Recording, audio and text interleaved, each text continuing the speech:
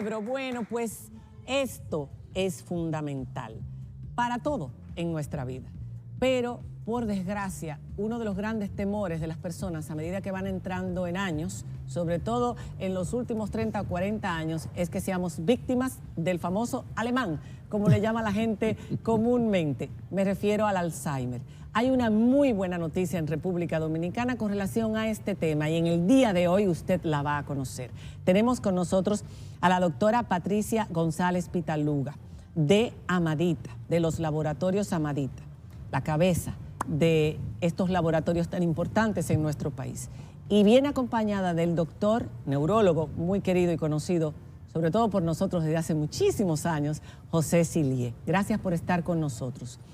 El Alzheimer es la forma más común de demencia. Son aproximadamente 50 millones que padecen de Alzheimer en el mundo entero. Y se dice que en 30 años se va a triplicar esa suma. Vamos a hablar de lo que trae el laboratorio para la detección temprana a República Dominicana, que hasta ahora no se había podido realizar en nuestro país. Pero yo quisiera, doctor, que introdujéramos un poco el tema del Alzheimer, porque todavía hay mucha gente que piensa que esto es algo genético o congénito, que el estrés, que la falta de lectura o de hacer cosas distintas. O que se cura jugando sudoku. O que, exacto, o haciendo crucigramas, Exacto. se evita. Entonces, vamos a aclarar a la gente. ¿Qué es el Alzheimer? Es la enfermedad degenerativa más común que existe. Es la demencia más común. Más común que Sí. otros tipos de demencia. Otro tipo. En el bloque de clasificación estaríamos hablando de un 60% es Alzheimer. Wow. Antes se hablaba de demencia senil, de demencia Sí. teleesclerótica. Ya son términos obsoletos. Ahora se habla de demencia tipo Alzheimer. Le siguen la demencia vascular y en un tercer grupo otras clasificaciones de demencia. Es decir, que el Alzheimer es la primera y principal forma de demencia que existe. Es un proceso degenerativo donde factores múltiples participan. Participa la herencia, participa la mala educación. Bueno, no es la mala educación. ¿Cómo la mala Sí, educación? exacto. Vamos a ampliar eso, Vamos a ampliar por eso, favor. La herencia genética. La no educación, o sea, la no... Por ejemplo, es más común en las personas iletradas que en las personas... Pero yo he conocido escritores muy famosos, grandes científicos que han padecido Alzheimer. que han Bueno, padecido- hemos sabido, no ok. conocido. Innegablemente, vamos a tomar dos ejemplos. Bosch y Gabriel García Márquez. Si esos dos señores no hubieran tenido la capacidad intelectual que tuvieron, hubieran tenido Alzheimer a los 60 años. Oh, Lo tuvieron ok. a los 85 años. Que el cerebro es un músculo, el cerebro usted lo ejercita. O sea, el que usted estudie, el que usted lea, el que usted participe de actividades gratas, innegablemente que es un factor a favor de evitar la enfermedad. Está demostrado ¿Y científicamente. cómo se puede prevenir? Porque hay personas... Entonces es algo a lo que indefectiblemente vamos todos si vivimos mucho no tiempo. todos. Envejecer no necesariamente significa Alzheimer. ¿Y quiénes sí, quiénes no? ¿Por qué? Esa sí es la lotería. Si yo tuviera esa respuesta, María Cela, fuera premio Nobel. Premio Nobel. No tengo esa respuesta. Pero ¿qué pasa? Hay factores que sí predisponen. O sea, 2 padres con Alzheimer, 3 hijos. Uno de esos 3 hijos va a tener Alzheimer. O sea, cuando dice va a tener es... Es que Va a tener. va a tener. No es, lo que no se sabe si es el primero, el segundo o el tercero. Pero uno lo va a tener, porque tiene una importancia participación genética. Esa es la primera pregunta que hace el paciente cuando yo le digo mira, su padre, su esposo, su marido, su madre tiene Alzheimer. Doctor, ¿y cuándo me va a dar Alzheimer a mí? Es una pregunta de una respuesta imposible, hoy día, aún teniendo esa facilidad de la investigación que vamos a hablar de la punción lumbar. Entonces, indudablemente que esos factores de riesgo están ahí. Yo sustento, no lo he podido demostrar nunca, no tengo las condiciones, de que el Alzheimer tiene un importante componente vascular. ¿Qué quiero decir con esto? Que esos factores de riesgo vascular, para evitar el infarto cerebral y cardíaco, herencia, etnia, es más común en nosotros los rubitos de Jovel, hasta ahí perdemos, es más común en los negros, es más común en la mujer. Esos son los factores. En los negros. Eso no lo sabía yo, ese dato. Es más común. Esos son factores de riesgo que no podemos cambiar. Usted no puede cambiar la edad, usted no puede cambiar la etnia. A más edad, más riesgo. Pero hay factores de riesgo que sí podemos cambiar. ¿Cuáles? Forma de vida, calidad de vida, las grasas en sangre, Hábitos. la diabetes, la hipertensión. Hay gente que anda por ahí que nunca se ha tomado su presión arterial. Yo no sé si son hipertensos o diabéticos. Porque no hacen ejercicio. No hacen ejercicio de ningún tipo. El tabaquismo, enemigo fundamental del cerebro y propiciador. ¿El alcohol? El alcohol en exceso. Porque el vinito, bueno, sí, los polifenoles del vinito ayudan. Son No matan recomendados. neuronas, porque Están no matan no neuronas. tienen un miedo Todo metido lo en el cuerpo contrario, que hasta todo lo una contrario. copa de vino, doctor. ¿En qué se basa la dieta mediterránea?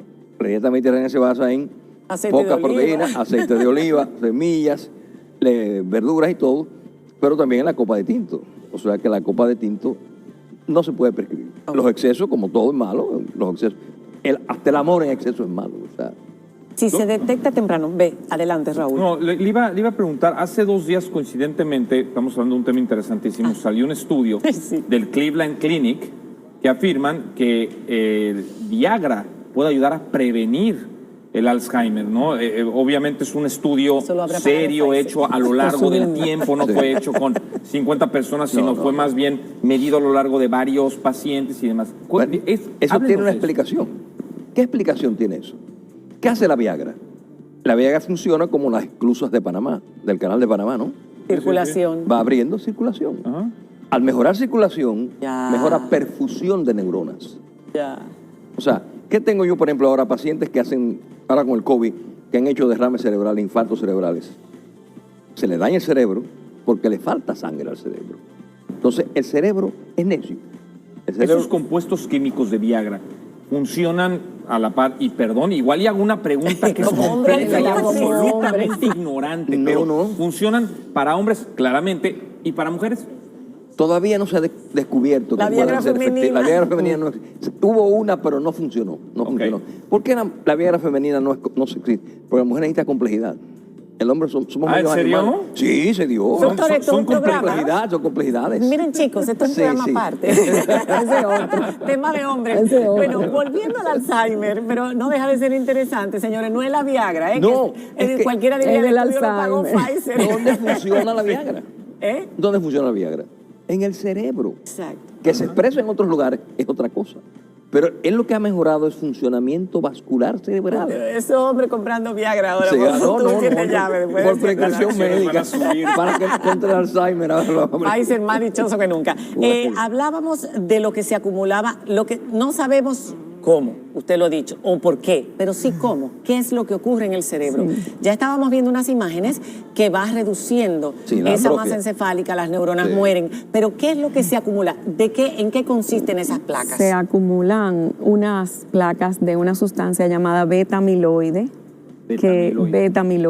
y eso se acumula en la corteza cerebral y en la corteza límbica del cerebro.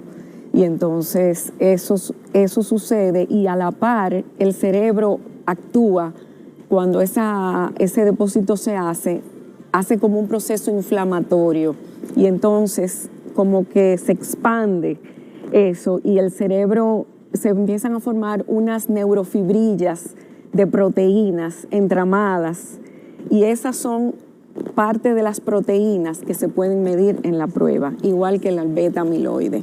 Esa prueba que ha llegado a República Dominicana, antes de estas pruebas se hacían, o por lo menos pasos previos, siempre les recomiendan a una persona cuando va a hacer una consulta, hacerse una sonografía, ¿cómo se llama? Tomografía. Una tomografía del cerebro. O una resonancia. O una resonancia. E incluso en algunos casos hasta un PET scan del cerebro. Y a veces dan picos amiloides, pero yo he visto a médicos que dicen, esto no, necesito hacer un examen completo, esto no me dice si una persona tiene Alzheimer. Y hay veces que te ponen sugerente de enfermedad de Alzheimer, el pico amiloide que ha mostrado una tomografía. Eso es un error, no se puede diagnosticar por un pico amiloide en una tomografía, ¿no? Lo que yo entiendo de mi parte es que la ventaja de tener una prueba para detección precoz del Alzheimer es que antes de que se manifieste floridamente el Alzheimer, podemos detectar mediante estos biomarcadores indicios de que se puede sufrir ¿Cómo el se hace? Alzheimer. Bueno, la prueba se hace mediante una punción lumbar tomada por un médico, un anestesiólogo, un neurocirujano, un neurólogo. Eso es una punción a nivel de la vértebra L3, L4 o L4, L5 y realmente se toma en un tubo especial de polipropileno. Se puede guardar congelada a menos 70 hasta 2 meses y la prueba se procesa una vez a la semana. Y lo que se mide son 4 biomarcadores. Son la proteína T-Tau, la Tau total, la proteína L-Tau, la proteína, entonces también el beta-amiloide 40 y 42, perdón, son esos 2. Y entonces, además de eso, nosotros tenemos la relación del B40 con el B42. O sea, ustedes lo que hacen es, a través del líquido cefalorraquídeo, es como la tubería de desagüe del cerebro, es llevándolo coloquialmente para que la gente entienda, ver cuánto está eliminándose de esta proteína amiloide, y si no es la necesaria es porque se está acumulando en el cerebro. Algo así me explicaron una vez. ¿Es así o no? Lo que pasa es que la proteína, las 2 tau, se elevan en la muestra. Y entonces eso más la relación beta-amiloide del 40 y 42 da una orientación al médico más la clínica del paciente de qué puede estar pasando. Y ya se hace ahora en República Dominicana. Hasta ahora se tenía que mandar fuera. Sí.